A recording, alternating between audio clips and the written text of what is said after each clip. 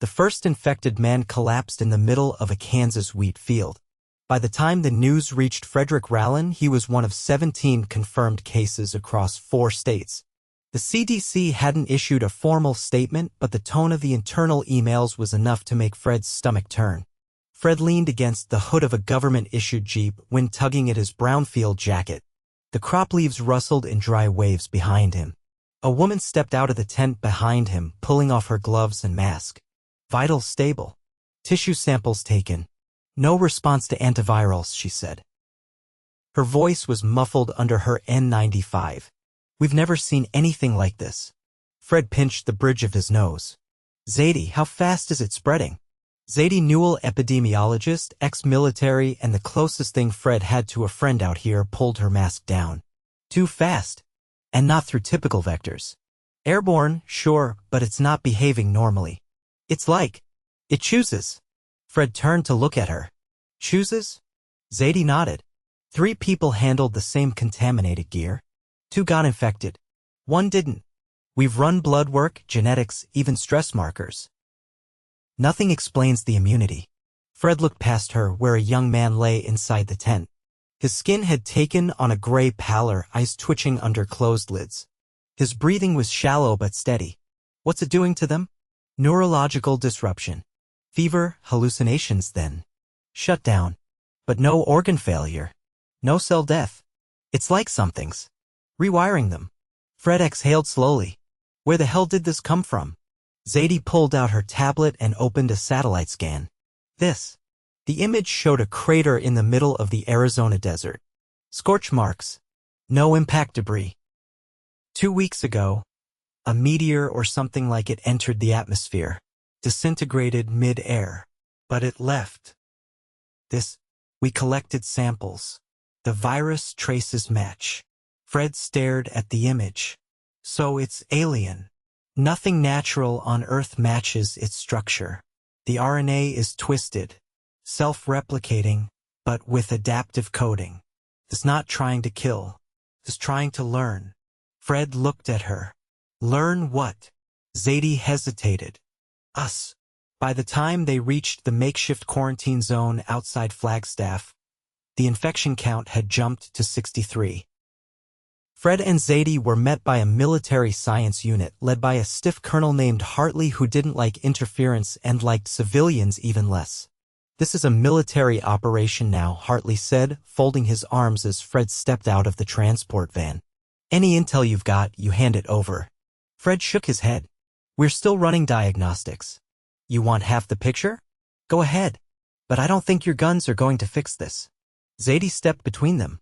Colonel, we need to work together on this. You've got containment, we've got data.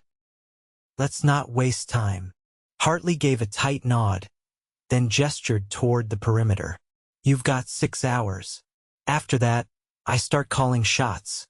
Inside the tent, Fred and Zadie watched as a patient convulsed under restraints. Electrodes spiked on the monitor. The man's eyes fluttered open.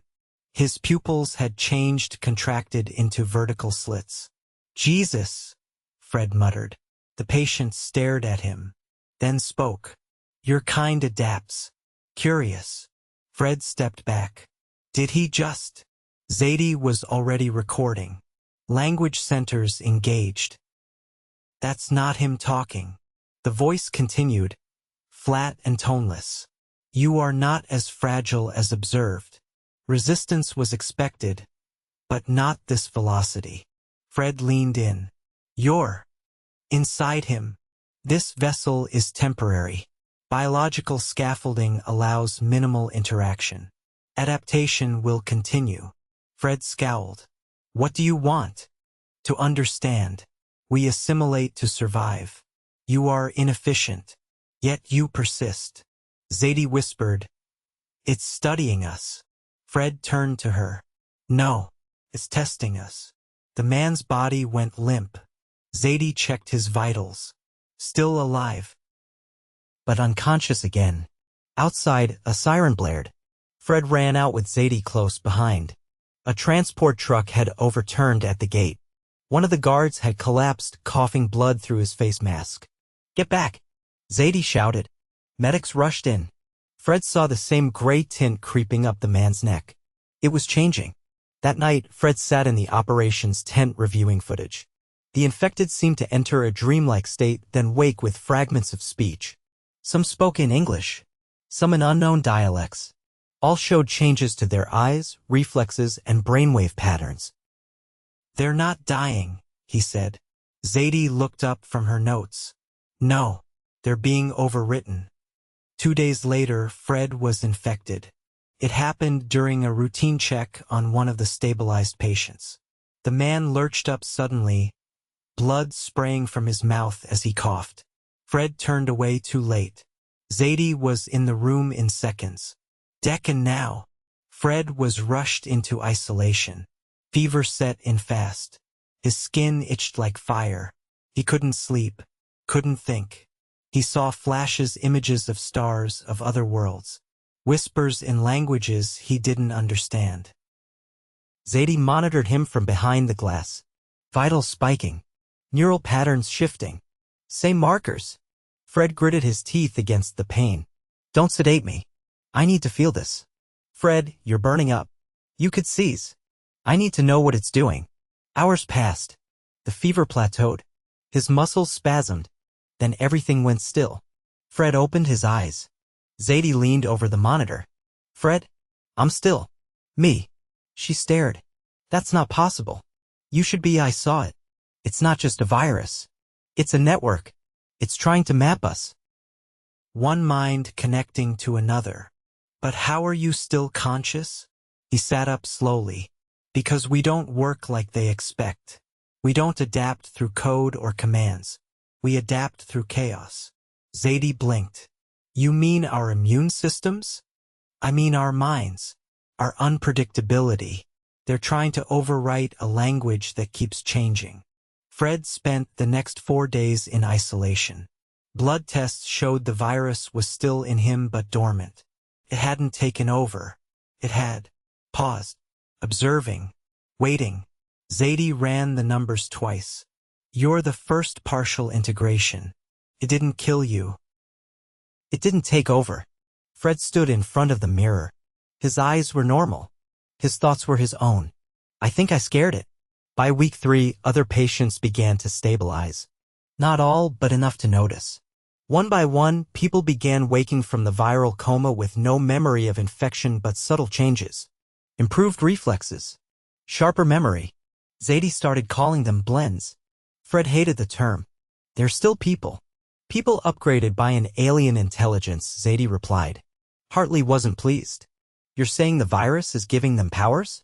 "No," Fred said. "It's giving them perspective. Bits of information. None of it makes sense yet. But it's not random." Hartley narrowed his eyes. "You're telling me this thing got into our heads, and now it's just hanging out?" Fred nodded. "Because it doesn't know what to do with us. We're not like what it's used to. We change too fast. We don't follow patterns. One person resists. Another adapts. Another fights back with a fever that kills it off." Zadie added, "It's like trying to paint a moving target." Hartley crossed his arms. "Then what's the plan?" Fred looked at the map. Infections were still spreading but slower now. Less virulent. The virus was learning. But so were they. We need to teach it what we are. Not soldiers. Not machines. Something messier. Over the following month, Fred worked with survivors. He taught them breathing techniques, memory games, stress tests. Anything that could stretch the mind. The virus responded. In some, it withdrew. In others, it integrated peacefully. One woman, a violinist from Denver, regained consciousness and immediately played a piece she'd never learned, alien in tone, but beautiful. Fred watched her with awe. "They're not trying to destroy us.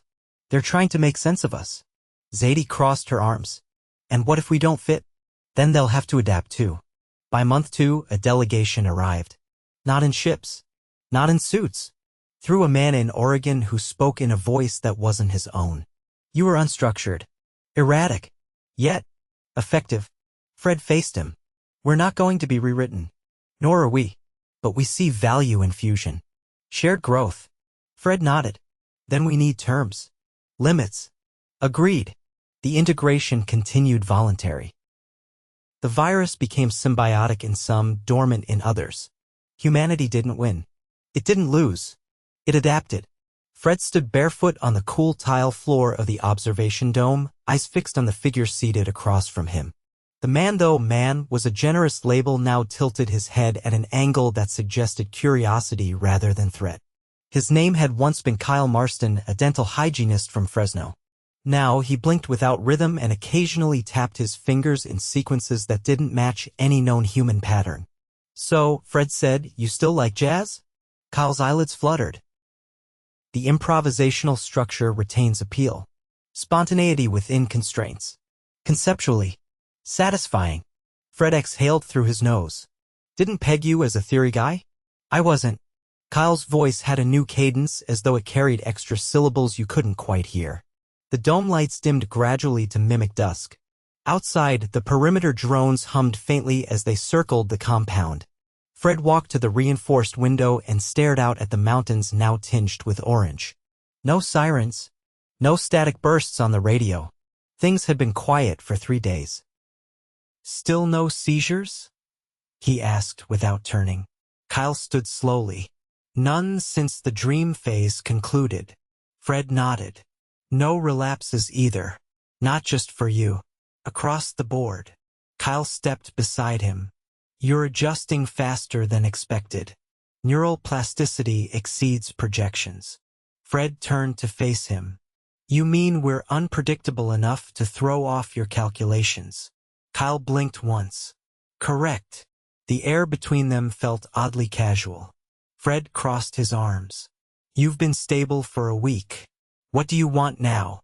Kyle didn't answer immediately. He stared through the glass, then finally said, "To collaborate."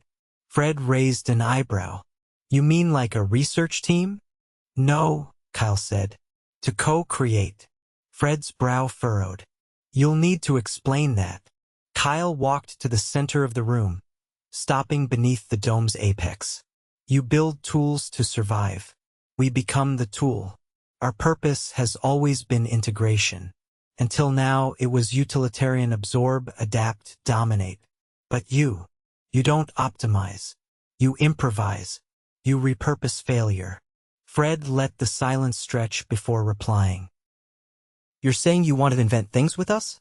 Kyle nodded once. "You've infected people. You've rewritten their brains." "Correction. We synchronized. Where the host resisted, we withdrew. Where the host yielded, we observed. Where the host engaged, we evolved." Fred rubbed the bridge of his nose. "That's a lot of dressed-up language for 'you took over bodies.'" Kyle didn't argue. Outside, the wind shifted. A faint thrum echoed from the range, low, hollow, and not from any human machine. Fred turned toward it. "More of you coming?" "Not arrivals. Echoes.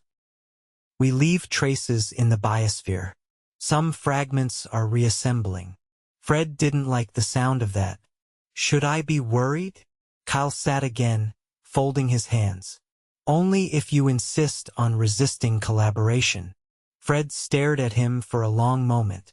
"You still haven't said what you want from me." Kyle's fingers twitched. "We need a translator. I don't speak alien. You do now." 3 days later, Fred sat inside a sterile lab chamber beneath the mountain. The walls were lined with lead panels, not for radiation but for electromagnetic stability. Zadie stood opposite him, holding a vial of blood. "You're not just a carrier anymore," she said, tapping the vial. "Your cells are modulating electrical signals, like a biological modem." Fred raised an eyebrow. "Great. I'm a walking router." Zadie didn't laugh. She pointed to a monitor. "This isn't just neural flexibility. Your immune markers adjust in real time. You're reading the virus like code. And somehow, it's reading you back." Fred leaned forward. "Can you isolate how?" "We're trying. But whatever's happening, it's not biochemical alone. It's cognitive. It responds to intent." Fred blinked. "So if I think about it, it reacts?" Zadie nodded. "You're the first person with bidirectional access." Fred leaned back and stared at the ceiling. That's horrifying. Not necessarily, she said. You might be able to influence it. Not just your strain. The whole network. Fred swung his legs off the table. Then let's test it. Zadie gestured to the glass panel behind her. Beyond it, a second chamber held 3 more stable hosts, each one integrated to varying degrees. Kyle was among them. Fred stepped into the adjoining room, the door sealing with a hiss behind him. The others stood when he entered. Why now? Fred asked. Kyle answered first. You've reached cognitive critical mass. Enough connections exist within your population to allow feedback. Feedback for what? To change us. Fred folded his arms. That's what you want? To be changed by us. A second host, a woman named Lynn who used to teach 3rd grade, spoke. Not want. Need. Static systems die. You refuse to remain static. Fred narrowed his eyes. You mean evolve. Incorrect. You mutate. Without direction. Without consensus. It is. Chaotic. And yet effective. Fred looked between them. What if I refuse? Kyle tilted his head. Then we remain fragmented. Splinters of purpose. And others will come. Fred's stomach dropped. More of your kind? Not ours. Others like us. With less patience. Fred exhaled. Of course. There's always something worse. Lynn stepped closer. Your species is the anomaly. Unfinished. Disordered. But functionally superior. You sabotage your own systems and still endure. Fred snorted. That's the nicest thing anyone's said to me this month. Kyle's hands opened slightly. Shape us. Fred's jaw twitched. And if I make the wrong call? You will. Lynn nodded. Repeatedly. Kyle added, but so will we. Fred stared at them. All right. So what does shaping you look like? Kyle gestured to the wall. A panel slid open, revealing a chamber lit with soft blue light. Inside were vials, dozens of them each glowing faintly. We extracted our core templates. You will distribute them. Fred hesitated. To who? To those who choose. Fred looked at the vials, then back at the hosts. You're giving me the virus. The potential, Kyle corrected. It will no longer overwrite. It will adapt to the host's choice. Fred turned to the wall speaker. Zadie, you hearing this? Her voice crackled through. Every word. I'm running analysis now. Fred stepped toward the chamber. The vials pulsed like tiny hearts. He picked one up. It was warm. Back in the observation room, Zadie met him with gloves and a containment box. Don't pocket it, she said. I'm not letting you walk around with alien stem fluid like it's a breath mint. He handed it over carefully. They want us to use it voluntarily. To grow them into something new. Zadie narrowed her eyes. And you believe them? Nope, Fred said. But I believe in leverage. The first trial volunteers came from the recovered. People who had previously been infected and survived with minor integration.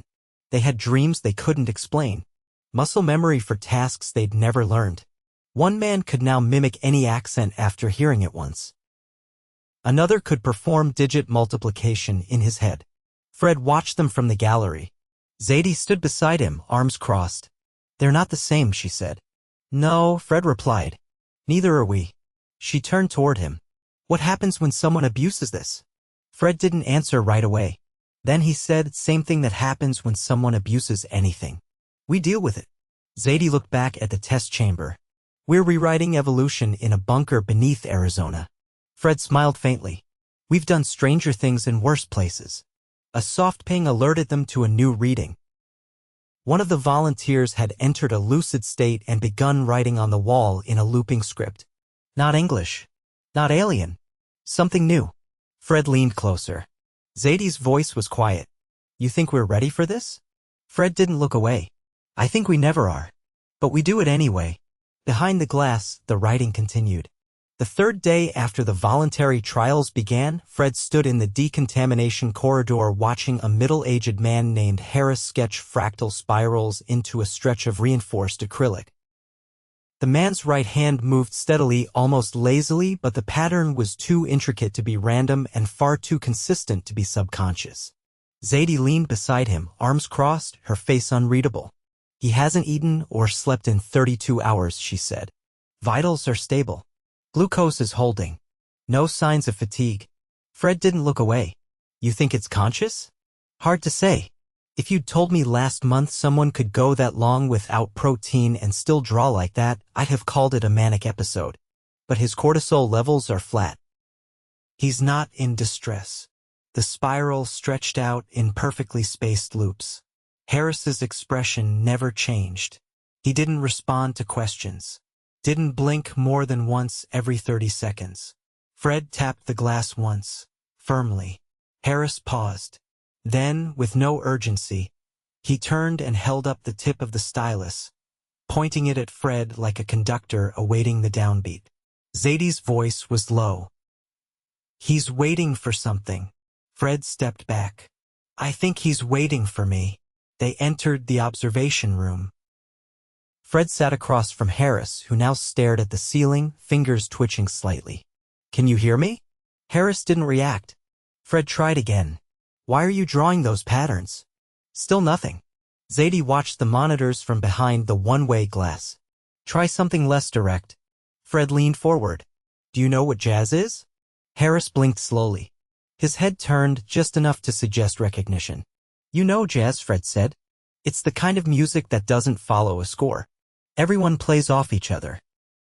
No two performances are the same. A faint twitch passed over Harris's lips. Fred tapped the table. You're not sketching designs. You're writing notation. For something improvised. Harris's eyes focused. Resonance requires conflict. Fred sat back. All right, let's talk about conflict then. 3 hours later, Fred walked out of the room with a headache and no clear answers, but something had shifted. Harris had responded to metaphor. Not logic. Not command. He needed indirect entry points. Zadie met him by the sterilization sink. You're building a language backwards, she said. That's what this is. No, Fred replied, scrubbing his hands. I'm building a culture. Later that night, Fred sat on the cot in his quarters, staring at the ceiling. He hadn't slept properly in over 40 hours, and the edges of his vision felt soft, like his brain was reprocessing the world in watercolor. Across the room, the portable bio-monitor beeped softly. It was tuned to his blood chemistry, which now fluctuated with emotional stimulation. Any time he got angry, his bloodstream flooded with short-stack proteins that hadn't existed in his body 2 weeks ago. They weren't harmful. They just shouldn't be possible. He muttered, wonderful. I'm a walking mood ring with alien firmware. Just before dawn, Fred returned to the lab. Kyle was already inside, standing alone in the center of the integration chamber, his back to the door. Fred didn't announce himself. You're still awake, he said instead. Kyle turned. You no longer sleep in the traditional sense. Fred raised an eyebrow. I wasn't aware I'd changed again. Kyle stepped forward. Your brain has restructured sleep into modular rest cycles. You regenerate in fragments now. Shorter bursts. Fred blinked. Like a catnap engine. Great. Kyle gestured toward the central terminal. The others are stabilizing, but variation is increasing. Fred nodded. That's what we do. We don't replicate. We diverge. Kyle looked at him. That makes you difficult to predict. You say that like it's a bad thing. It is chaotic, but not without value. Fred crossed his arms. You came here expecting to override us. Now you're asking for collaborative evolution. What happens when the next species doesn't want to play nice? Kyle's eyes didn't blink. Then we will adapt again. Zadie entered, holding a data pad. She looked tired. Not worn down, just stretched thin like someone who'd held their breath too long. We've cataloged 37 variants, she said. Every person who received a vial is expressing a different phenotype. Some are neurological, some metabolic. One woman developed a second liver. It's functional. Fred raised a brow. She all right? Better than all right. She metabolizes caffeine like a furnace. Drank half a gallon of espresso and didn't blink. Fred turned back to Kyle. So it's not one virus. It's a toolkit. Kyle nodded. Correct. Your biology determines the build. Zadie looked between them. Then why isn't anyone breaking down? Systemic mutation should cause instability. Fred answered before Kyle could. Because we're used to breaking. Zadie stared. You're saying our bodies are so used to trauma, we just roll with it? Fred shrugged. We heal around damage. We patch with scar tissue. We grow in uneven directions. The virus isn't used to that. It expected resistance or surrender. Instead, it got improvisation. Kyle tilted his head slightly. You are not optimized. But you are persistent. Fred looked back at the datapad. What happens now? Zadie set it down on the table. We finish the trials, monitor the long-term effects, and then we shut it down. Fred turned to her. Shut it down. We don't need this spreading globally. You've proven the point. We adapted. We integrated. But we don't need enhanced humans walking around with unpredictable abilities. Fred opened his mouth, then closed it. He looked at Kyle. Kyle said nothing. Zadie continued. We've contained it. It's not contagious anymore. The virus is inert outside of controlled triggers. But this can't become a biotechnology arms race. Fred nodded slowly. Then we lock it down. Controlled usage only. No replication. Kyle finally spoke. Agreed. The next morning, Fred stood in the long, concrete hallway that led to the exit tunnel. The sun was just cresting the peaks, casting sharp light through the slats in the overhead vents. He watched as the last of the trial participants stepped into the outbound transport. Harris was among them, his eyes clearer now, the spirals faded from his memory. Zadie stood beside him. We'll keep monitoring them, she said. Regular checkups. Cognitive tests. Genetic drift markers. Fred nodded. And the vials? Sealed. Cryo-locked. Triple encryption. No one gets access unless we vote on it. Fred glanced at her. You trust the vote? I trust you. He looked back at the truck disappearing down the road. I never wanted this. I know, she said. But it wanted you. Kyle approached from the far end of the corridor. He carried nothing. We're no gear. Just stood quietly, waiting. Fred turned to him. So that's it? Kyle nodded. We will remain in observation. Passive interface only. No further integrations unless requested. Fred exhaled. That's a relief. Zadie gave a short laugh. You know, if anyone had told me last year I'd be part of a treaty with a consciousness virus, I'd have given them a psych referral. Fred smiled faintly. We've had worse years. Kyle stepped forward. You are unstable. Individualistic. Illogical. Fred raised an eyebrow. You're not selling this well. But Kyle said you are alive.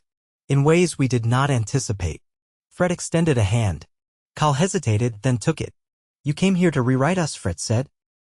Instead, we rewrote you. Kyle slowly released the handshake. That is acceptable. He turned and walked back down the corridor, disappearing into the shadows. Fred looked at Zadie. So what do we do now? She shrugged. Lunch. Fred nodded. Lunch.